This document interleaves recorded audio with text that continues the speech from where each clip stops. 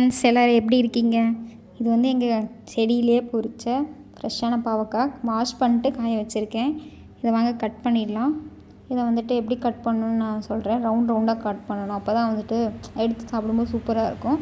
அதில் இருக்க விதையை வந்துட்டு ஈஸியாக ரிமூவ் பண்ணிடலாம். இந்த மெத்தடில் கட் பண்ணலாம்.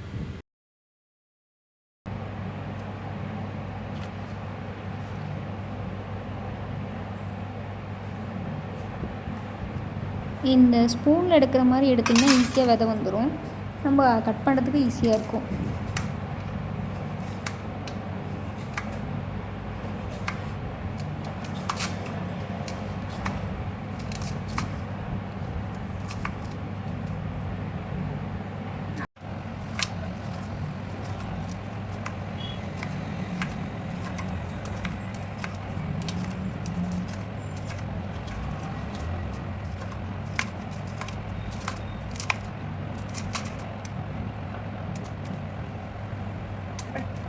இப்படி நீங்கள் கட் பண்ணிட்டு எடுத்திங்கன்னா இப்படி இருக்கும். அதே வந்துட்டு அடியில் ஓட்டை போட்டால் வெளில பாருங்கள் தெரியுது. இந்த அளவுக்கு நம்ம ஈஸியாக எடுத்துடலாம் விதையை. மற்றதெல்லாம் இது பண்ண முடியாது. அடுத்து ஆனியனை வந்து குட்டிக்கிட்டே கட் பண்ணிக்கோங்க. தக்காளி வந்து பார்த்திங்கன்னா ஒரு நல்லா நிறைய பேருக்கு குழம்பு வைக்கிறீங்க, ஒரு 6 பேர் குழம்பு வைக்கிறீங்கன்னா ஒரு 3 தக்காளி போட்டுக்கணும். அதையும் வந்து அரிஞ்சிட்டு அந்த மேலே இருக்கிறதெல்லாம் ரிமூவ் பண்ணிவிடுங்க. அதை ரிமூவ் பண்ணிட்டு நம்ம மிக்சியில் போட்டு அரைக்கணும். நான் அந்த ஸ்டெப்பை உங்களுக்கு சொல்கிறேன்.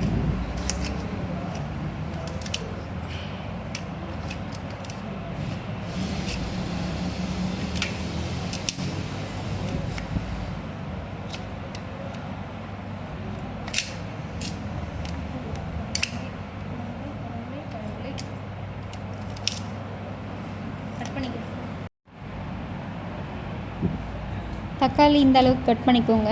அடுத்து வந்து பூண்டு உரிச்சிக்கோங்க. ஒரு 5-6 பல் போட்டால் போதும். அதுவே நல்லாயிருக்கும். அப்படியே போட்டிங்கன்னா சாப்பிட மாட்டோம். அதே அரைச்சி போட்டிங்கன்னா நம்ம சாப்பிட்ல. நான் சாப்பிட மாட்டேன். அரைச்சி போட்டால் மேக்ஸிமம் எல்லாருமே சாப்பிட்ருவாங்க.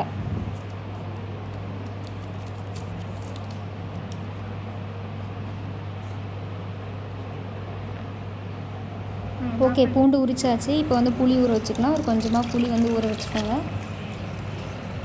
நல்லா தண்ணி ஊற்றி ஒரு 10 நிமிஷம் ஊற வச்சிங்கன்னா நல்லா ஊறி போயிடும். அது ஒரு டைம் கரைச்சி வச்சுக்கலாம். ஓகே, இப்போ நம்ம வந்து செய்ய ஸ்டார்ட் பண்ணிடலாம். எல்லா இன்க்ரீடியன்ஸும் ரெடி பண்ணியாச்சு. ஃபஸ்ட்டு வடை சட்டியில் வந்து எண்ணெய் ஒரு 2 ஸ்பூன் ஊற்றிக்கோங்க. ஊற்றிட்டு நம்ம வந்துட்டு பாவக்காய் வந்துட்டு கட் பண்ணி வச்சுருக்கோம் பார்த்திங்களா, அதை வந்துட்டு ஃபஸ்ட்டு எண்ணெயில் போட்டு நல்லா ஃப்ரை பண்ணிடலாம்.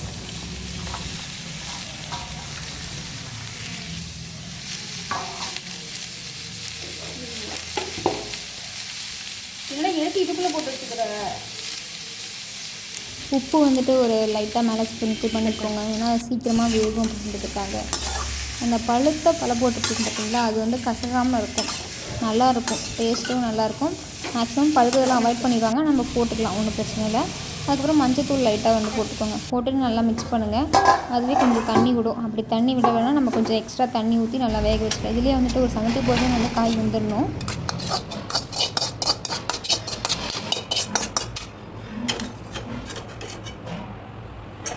அதை தனியாக ஒரு பிளேட்டில் எடுத்து வச்சுட்டு நம்ம இதில் எண்ணெய் சேர்த்திக்கலாம். அடுத்து கொஞ்சமாக வந்துட்டு மிளகு வந்து வேணுங்கிறீங்க எடுத்துக்கோங்க, இல்லை ஆப்ஷனல் தான். அடுத்து கருவேப்பிலை போட்டுக்கோங்க. நம்ம உரிச்சு வச்ச பூண்டு இருக்குது பார்த்திங்களா, அதையும் போட்டுட்டு நல்லா ஒரு கலந்து விட்டுட்டு நம்ம குட்டிக்கிட்டே ஆனியன் வந்து கட் பண்ணியிருக்கோம், அதையும் வந்து சேர்த்துக்கோங்க. சேர்த்துட்டு ஒரு மிக்ஸ் பண்ணிவிட்டு நம்ம தக்காளி அரிஞ்சு வச்சுருந்தோம் பார்த்திங்களா, அதையும் வந்துட்டு இதில் போட்டு நல்லா வதக்கிக்கோங்க. தக்காளி வந்து அந்த பச்சை வாசனை போகிற அளவுக்கு வதங்கணும். அப்போ தான் அரைச்சதும் உடனே இதில் நம்ம குழம்புல போட நல்லாயிருக்கும்.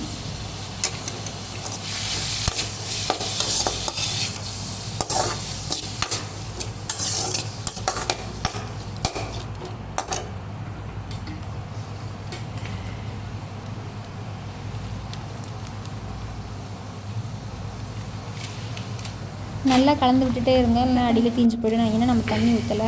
அதுக்கப்புறம் வந்துட்டு கொத்தமல்லி தூள் ஒரு ஸ்பூன் போட்டுக்கோங்க. அதுக்கப்புறம் நல்லா மிக்ஸ் பண்ணுங்கள். மிளகுத்தூளும் வந்துட்டு போட்டுக்கோங்க, மிளகாத்தூள் அதையும் வந்துட்டு போட்டுக்கோங்க. போட்டு நல்லா வந்துட்டு மிக்ஸ் பண்ணுங்கள். தக்காளியிலே தண்ணி வந்து விடும், அந்தளவுக்கு நல்லா வதக்கிக்கோங்க. அப்படி தண்ணி விட நம்ம தண்ணி கொஞ்சமாக ஆட் பண்ணிக்கலாம். நல்லா ஆட் பண்ணிட்டு நல்லா போட்டு வதக்குங்க. அந்த தக்காளி நல்லா ஒரு கன்சிஸ்டன்சியில் வரும், அது வரைக்கும் வதக்குங்க. அது ஒரு ஓரமாக இருக்கணும். நம்ம அதுக்குள்ளே புளியை வந்துட்டு கரைச்சி வச்சுக்கலாம்.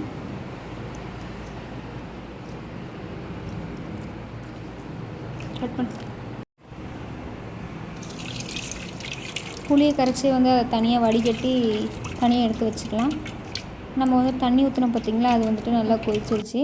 அதை வந்துட்டு இப்போ ஒரு பிளேட்டுக்கு மாற்றி ஆற வச்சுக்கலாம். ஆற வச்சுட்டு அதுக்கப்புறம் நம்ம அவ்வளோதான், இன்னும் ஒரு 5 நிமிஷத்தில் குழம்பு ரெடி பண்ணிடலாம். அரைக்கிறது தான் கொஞ்சம் அதிகமாக இருக்கும், அரைக்கிறது இது தனியாக வறுத்து எடுக்கிறது, மற்றதெல்லாம் சீக்கிரம் பண்ணிக்கலாம்.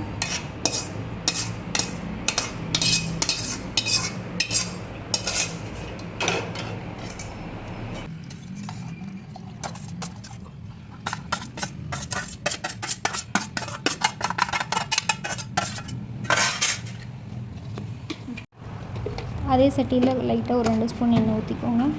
எண்ணெய் ஊற்றி எண்ணெய் காஞ்சதும் கடுகு வந்து போட்டுக்கலாம். கடுகு, அதுக்கப்புறம் வந்து பார்த்திங்கன்னா சோம்பு கிடையாது, சீரகம்.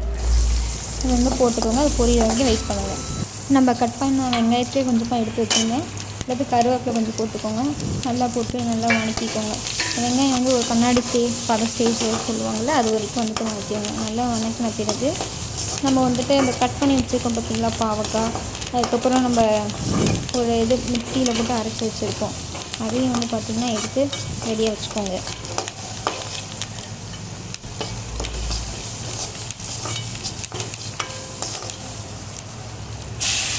வெங்காயம் நல்லா வதங்கினது நம்ம அந்த அரைச்சி வச்சுருந்ததை போட்டு எடுத்துக்கலாம்.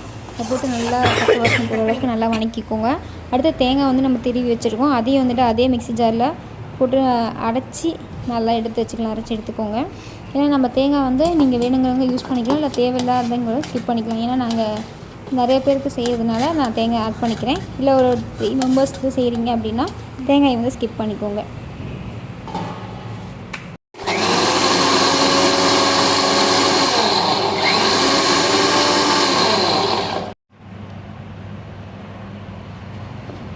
இது நல்லா கொதித்து வந்துருச்சு.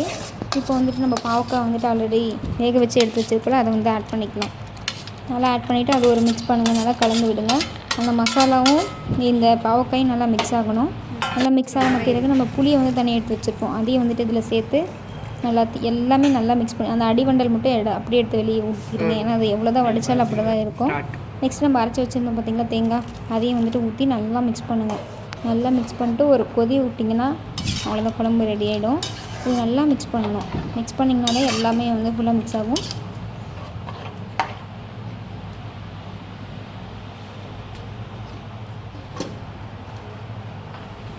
நல்லா கலந்து விடுங்க. கலந்து விட்டுட்டு ஒரு தட்டு போட்டு மூடி வச்சுருங்க. உப்பு கம்மியாக இருக்குது, ஸோ அதனால் நான் உப்பு போட்டுவிட்டேன். உப்பு போட்டு கலந்து விட்டுட்டு தட்டு போட்டு மூடி வைங்க. அப்போ தான் வந்துட்டு நல்லா சீக்கிரம் கொதிக்கும். அதுக்கப்புறம் எனக்கு லைட்டாக காரம் கம்மியாக இருந்த மாதிரி இருந்துச்சு. காரம் பத்தாதவங்க அதிகமாக சாப்பிட்றீங்க, கொஞ்சம் காரம் போட்டுக்கோங்க. காரம் போட்டுட்டு தட்டை போட்டு மூடி வச்சுருங்க. மூடி வச்சு ஒரு 10 நிமிஷத்தில் வந்துட்டு நல்லா கொதி வந்துடும். பாருங்கள், கொதிக்க ஆரம்பிச்சிச்சு. இப்போ இறக்கிடுங்க. அவ்வளோதான். This video will be sponsored by BuyMode e-shopping. Website link in description. BuyMode app is available in Play Store application. Visit us. Thank you.